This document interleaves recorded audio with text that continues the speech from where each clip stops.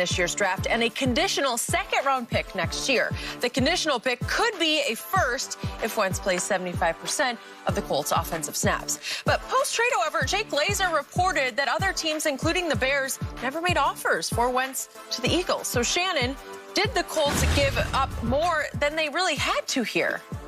No, because you don't know that.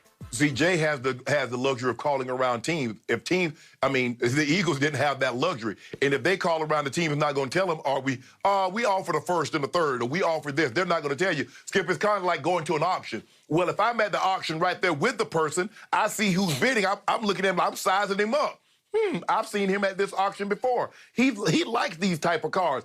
I might be in for the running. I might have to up this thing to go a little further than I wanted to, as opposed to someone being online that you can't see, and he has someone bidding for him. So that's what the Eagles were up against. They were bidding against, they didn't know am I bidding against somebody I know or someone I don't know.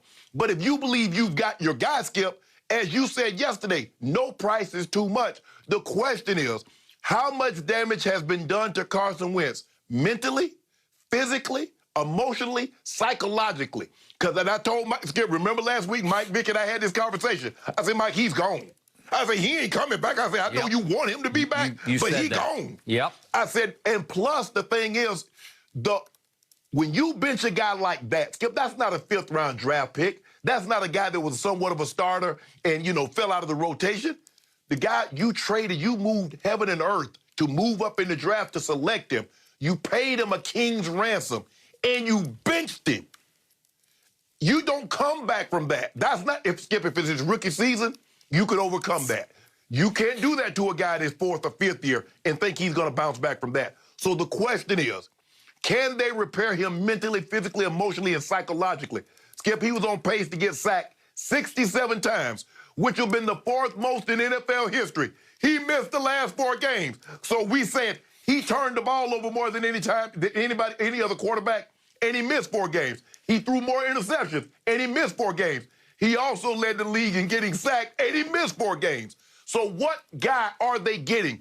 Frank Reich believes he can repair Carson Wentz, because the thing when Carson Wentz was at his absolute best, Skip, what did he have? An outstanding offensive line, a very good running game. He had the Winnebago, LeGarrette Blount, and Jay Ajayi. They could run the football. The receivers could make plays. That offensive line is outstanding in Indy. He had that when he was on a cruise, 11-2, Skip? I think when he tore his knee out here at L.A. So I believe they have that. The only question I have, Skip, have the Eagles and what happened to him the last 8 weeks, well, no, take that back, Skip. Let me take it back.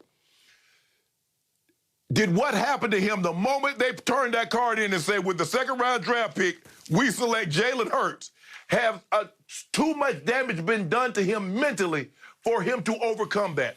I believe he landed in the perfect spot. He landed in a spot where a guy believes in him. Skip, and sometimes that's what you need. You need a guy that believes in you. The Eagles no longer believed in Carson Wentz. He no longer believed in them. The marriage had to end. So the question is, not if he, Skip, can he, because we know, like you said, he's 6'5", 245 pounds. The guy can throw. But now it's all about what's between the ears. Can they repair that? If they can repair that, they got themselves a good quarterback, and the price they gave up wasn't too steep. Okay, I will give you this much. If any man on this planet can save and salvage Carson Wentz, it's Frank Reich, who obviously was his coordinator through that one blip of a great run that Carson Wentz had in 2017 before he tore up his knee. And he was, if not the MVP frontrunner, he was right in the thick of that race. I'm going to give you that. But that's all I'm going to give you, because the truth was, if Indy had played its cards a little more shrewdly, I think they could have gotten Carson Wentz for even more of a song. I think they could have just said, we'll give you this year's 2 and be done with it, and they would have gotten him for that. But they didn't really do enough due diligence or be able to read the tea leaves quite well enough to know what our Jay Glazer knew about Chicago and what the reporters in New England reported yesterday, which was the Patriots really had no interest in Carson Wentz. So let's step back for a moment for our viewers' sake and put this all in perspective. all you really need to know about Carson Wentz is he was the #2 overall pick in the draft. He's still under 30 years of age. He's still in his late 20s. And Philly was so desperate to get rid of him that they were willing to eat the all-time record amount of dead cap money, which is $33.8 million.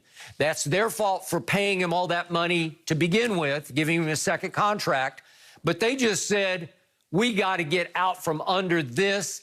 He's a disaster. He's unfixable. We have to do this now, not wait. We have to do it right now.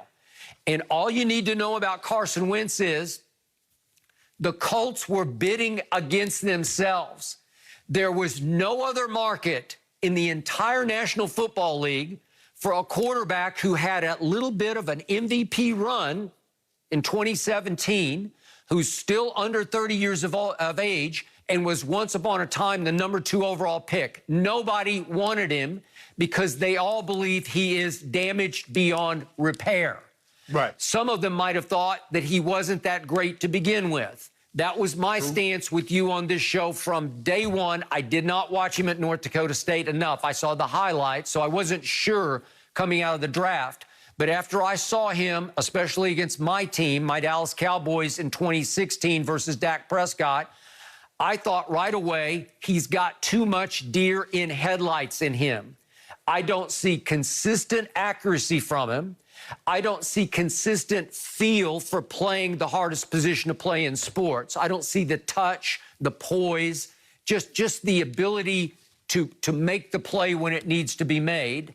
And then as it developed, he did not demonstrate the leadership intangibles that you need to play that position and be the face of a franchise and the voice in a locker room. So the player I just described was the anti-Tom Brady. And I am sorry to be the bearer of bad tidings for Colts fans, but he will ultimately disappoint you in Indianapolis because obviously we're not talking about Peyton Manning here. I don't think we're even talking about Andrew Luck. And I had some concerns, some misgivings about No. He's not as Luck. good as Andrew Luck. No, he wasn't as good as Andrew Luck. Okay, No, well, what I'm saying is don't start putting him even on the Luck pedestal yet because he's not going to be Andrew Luck either. So the problem is... Could he be Phillip Rivers? Phillip Rivers was pretty good last year. Yeah, I mean, but they got to the playoffs, right? And but that's what they played Buffalo pretty well in that first playoff game, right? But that's my thing, Skip. Do you believe he can be Phillip Rivers? Phillip Rivers couldn't throw the ball over 30 yards. So you don't... I don't. He can't... You don't believe he can be Phillip Rivers? I don't. But again, Phillip Rivers is about as crafty, as shrewd an operator as who ever played the position. Right. He did more with less arm than anybody who ever played the position because he knows how to play. He could just see it and feel it and make the play at the time. And again, Phillip Rivers always came up a little bit short. And we talked about his sort of his legacy was he never quite got you there. But he did a lot of great things. And so, no, I do not think Carson Wentz, if we just do prototype, if we put him in the vacuum, he's got 5 times the arm that Phillip ever had in his life. And he's a big, strapping young man, still a young man, who will, if it calls for it, he will try to run through a brick wall for your football team. And what he did down the stretch, again, in a terrible division a year ago, he helped lift up a team that was playing with a lot of practice squad players into the playoffs. But the problem was he lasted 2 series in his first ever playoff game and went, 1 of 3 for 4 yards. That's his playoff legacy in total. So you don't even know how he's going to play in a playoff game. I know how Phillip Rivers will play in a playoff game. He'll play pretty well. He came up short a few times, but he also won some big playoff games. But the thing is, Skip, is that you say that he didn't play well, but you look at what he had.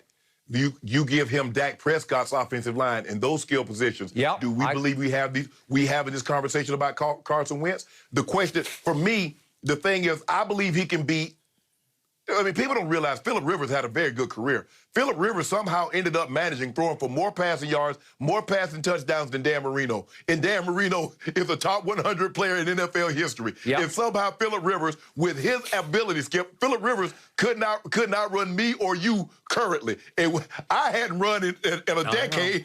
I got it. And you don't do any sprint thing. Phillip Rivers could not run either one of us. But he found a way to get it done with the ability that he has. Carson Wentz has more ability. He's more mobile. He's more athletic. He has a bigger arm. The question is, the one thing that we never questioned about Phillip Rivers was his mentality, was his mindset. Was he tough physically? Was he tough mentally or emotionally? We know he was rock solid in those areas. Those are the questions. I think it, Skip, is more so mentally and psychologically with Carson Wentz than it is physically, because we knew he took a beating. I mean, he got sacked 50 times. He was on pace to get sacked 67. So you can recover from that because he didn't take any more beatings after December. And so now he's in a new place, rejuvenated. But the question's going to be, Skip, I don't want to hear nothing about no OTAs or he looked good at OTAs in minicamp. Yeah. I'm going to need to see Carson Wentz in actual game, live fire, to have an honest assessment of whether or not he's moved past what transpired his last year in Philly. I got it. By the way, quick aside, just for the record, I do, and you know this for a fact, I run one long sprint every day of my life, and it's all the way from my dressing room up to the studio. Yeah, exactly. A, so I'm not late, and B, to get my adrenaline up so I can just demolish you. But I do it every